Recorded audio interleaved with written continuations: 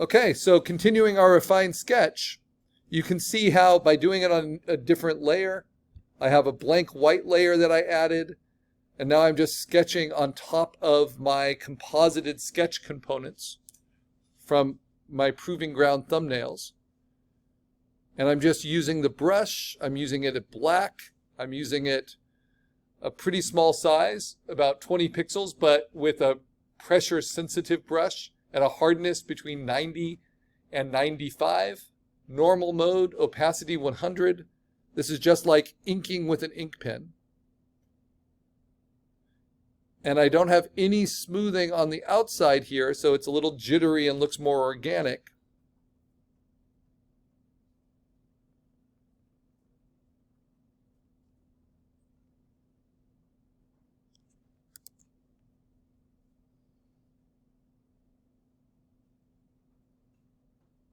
Nope, I got too specific there. I don't want it to be too nitpicky. Okay. And now I have a decision to make. I know most of this will be black. In full bleed notation for printing, you just can mark it with an X, right? But I want some texture in this. So what I'm going to do is make little snakes that show the texture.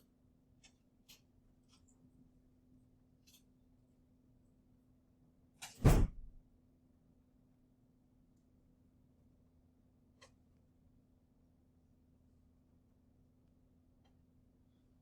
it might help if I turn off the sketch. Right.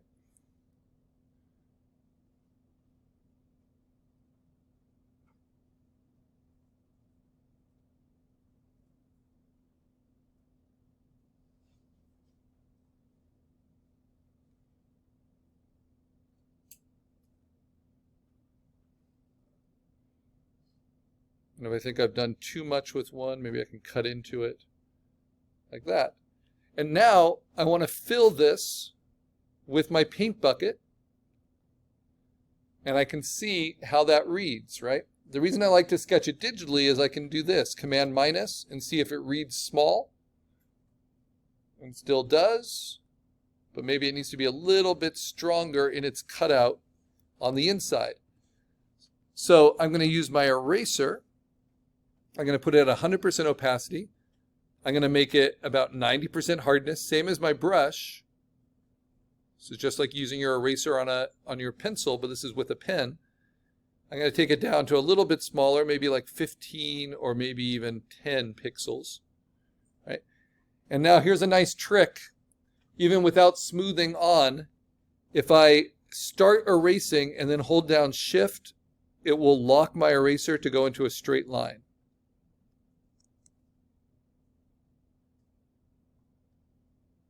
So I open up that inside a little bit.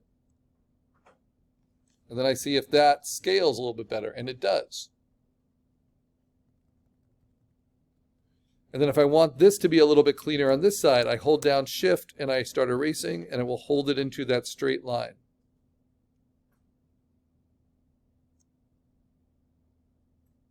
Now this doesn't need to be perfectly clean. It needs to be a really clear intention. And I'm starting to get that, right? I think I want this leaf to be a little bit cleaner though. So I'm going to push it up like this with the eraser. And now I'm cutting away from that black shape, which is a very valid way to do this refined sketch as well. And I'll give that leaf a little bit more nuance. See where it's a little bit lopsided. And I can always switch back to my brush, which is black, and trim it this way as well. So if you've ever used Scratchboard or you've ever done printmaking, you're arranging black and white shapes, but the white shapes here are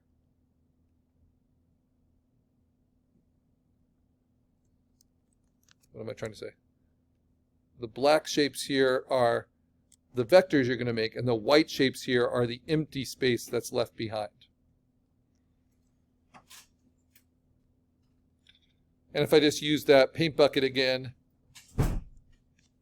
it will go a little too far, right? You see how, like the pixels, because I'm at a kind of a low resolution. So what I might do is just really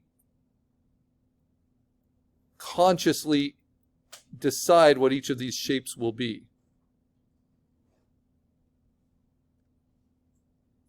Use my eraser to make the white shapes, the cutouts, and then use my paintbrush to trim it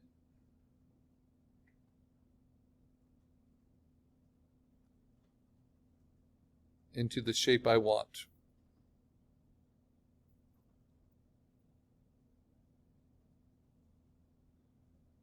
And again, this doesn't need to be perfectionist, it just needs to be a really clear intention. Okay, so my decision now is, how do I do this part? Well, I know I want the rings, but I don't want them to be too fussy.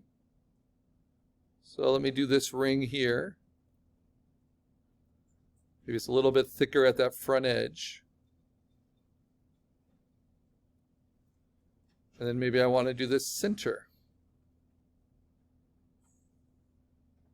Right?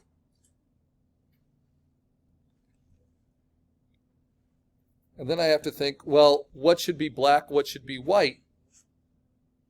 Because this is about black shapes. So do I fill that in? Yeah, that kind of works. So if I fill that in, does that make it all make sense?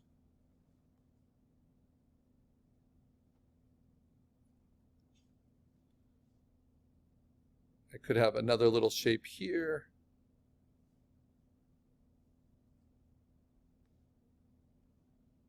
Maybe a little crescent shape here to suggest those rings, but I don't want to lose clarity. So I'm always kind of squinting and seeing. And then I use my eraser to trim it out. So if I think this got a little too blob shapey, I can trim it out.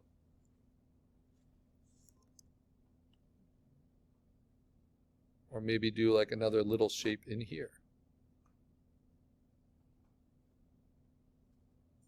Yeah, that helps. And I can trim it back. I'm using my tablet so I have pressure sensitivity to the brush. So I'm really thinking in terms of shapes. And then the last thing is I'm going to use my eraser and I'm going to trim out a little bit along the edge here, just so it's clear that this is a stump.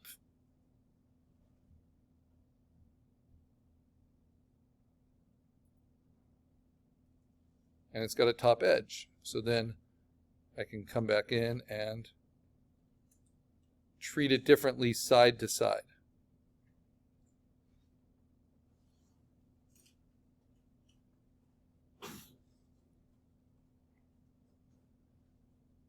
All right, so the intention before next class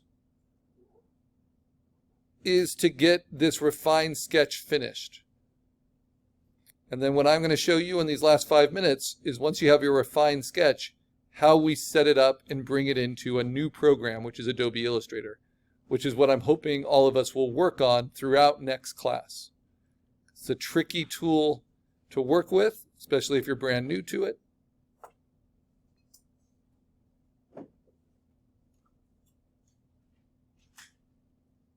And again, I'm being a little fussier than I need to be because I know what my intentions are now. So I'll just clean this up really quick. And I do like that little gap there. Okay, so I think I have a plan for my positive, negative, or basically just for my graphic symbol. Sometimes in the refined sketching, it might get away from one strategy or the other, but it's informed by it. And so if it's the one you want to go with, it's the one you want to go with. Okay, so that's what I'm thinking. That's going to be my badge. That's what's going to be sewed on to the scouts. So how can I turn this into a vector? Well, first I need to submit it as my refined sketch for assignment 4. So I'm going to save a copy of it and put my name, assignment 4, And this will be stump sketch to the desktop as a PNG. So that's an online format. It could be a JPEG as well. Either would work. Now, I'm going to take that JPEG or that PNG, put it into Canvas, but then that's the same file I'm going to open up in Adobe Illustrator. So this is assignment 4. Your first requirement is this refined black shape sketch of your chosen symbol, informed by what you did in Proving Ground 2. So it's your best intentions. Okay, now I have that first step. The next step is to make a clean black shape vector suitable for printing. So what do? I now open this. This is what we'll be doing next class. Open with Adobe Illustrator. And it looks very similar to Photoshop. But Illustrator was originally made, I think, by Macromedia. It wasn't owned by Adobe when it became the preeminent, vector imaging software. When Adobe bought it, they made it look more like Photoshop, but they couldn't change a lot of the tools that Macromedia users have been using for years, right? So that's why it's a different kind of interface. And this is not a vector, even though it's in Illustrator, right? So what this is a raster image in Illustrator, like we've used vector shapes in Photoshop in the past. So this is going to be my sketch. And like we've done with sketches in the past, I'm going to use this to onion skin. So the first thing I do is I use this black pointer tool, which is the move tool in Photoshop. This is what's called the large selection tool in Illustrator. And I click on it, and you'll see it has a really faint blue line around it all. And you can see it in layers. Layers here are organizational strategies. And this is just what's called a raster image layer. I'm going to double click on it. And I can see the name of it, right? And if I double click on the layer, I have the option to name it. So I'm going to call this my sketch. And then I have the option to dim the image. And I want to dim the image. And I'm going to go ahead and do 50%. So this is onion skinning it. This will become the plan within Illustrator. Then I'm going to lock that layer. And we'll learn more about this. And I'm going to make a new layer, just like I do in Photoshop. And now this new layer has a red color because that's how the anchor points will show. And next class, we're going to learn all the ways that we can make this shape out of vectors. This is the pen tool. This is the dominant tool within Adobe Illustrator.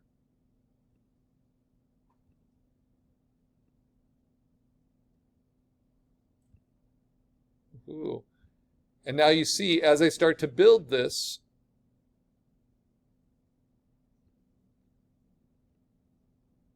it is filling it up with white.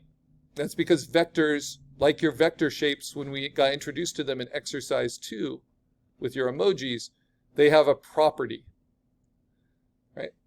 So I'm going to go ahead and close this up by finishing it so I can show you. So they have two properties. One is their fill color. So I want to select that fill color.